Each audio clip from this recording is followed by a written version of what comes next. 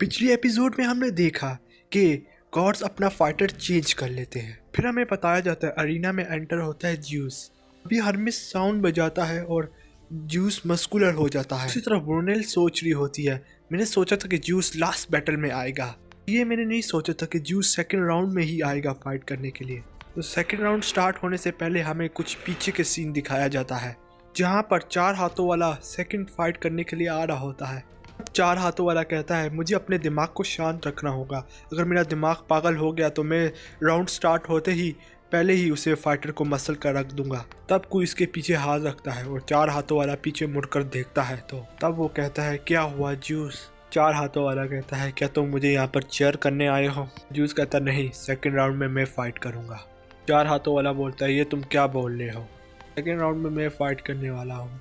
फिर ज्यूस बोलता है नहीं, सेकंड राउंड में मैं फाइट करूँगा।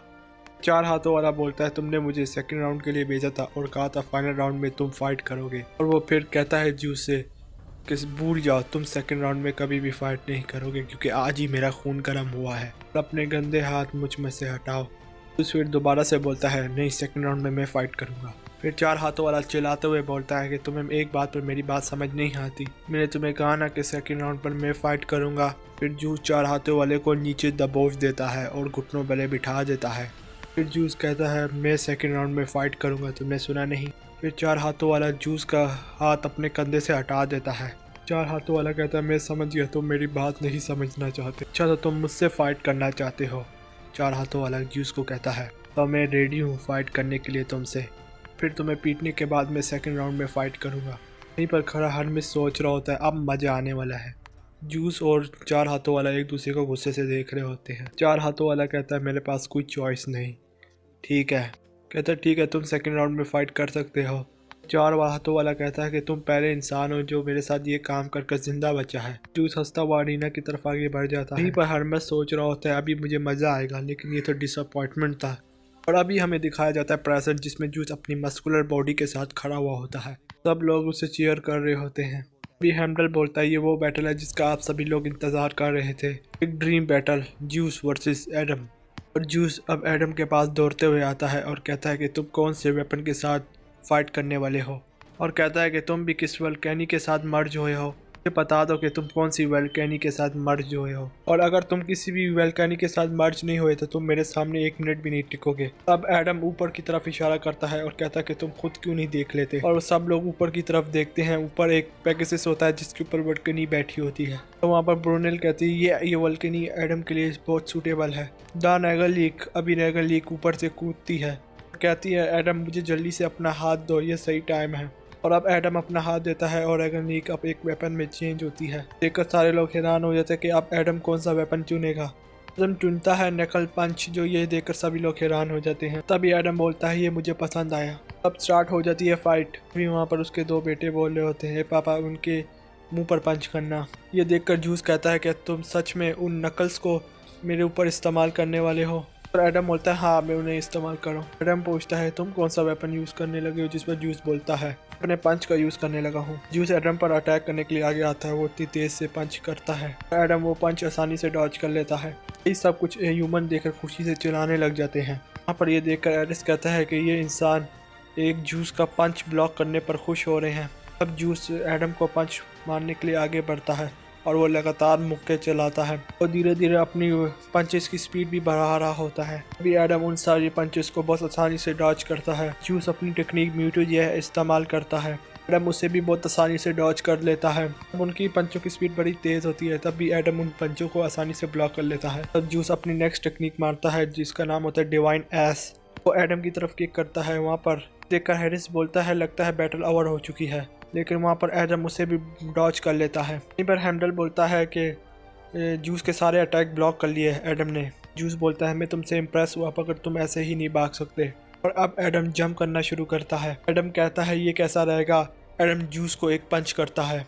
अभी जूस समझ नहीं पाता कि ये उसके साथ क्या हुआ है और कहता है ये अभी कैसा हुआ। यहीं पर एडम बोलता है वेरी गुड, और वहाँ पर वो एडम पंचेस करना शुरू कर देता है। वो अपनी पंच की स्पीड बढ़ाता चला जाता है। पर जूस अपने पंचेस को सारे डॉज कर रहा होता है। पर एडम मिरो टेक्निक यूज करता है और जूस बोलता है ये तो मेरी टेक्निक है।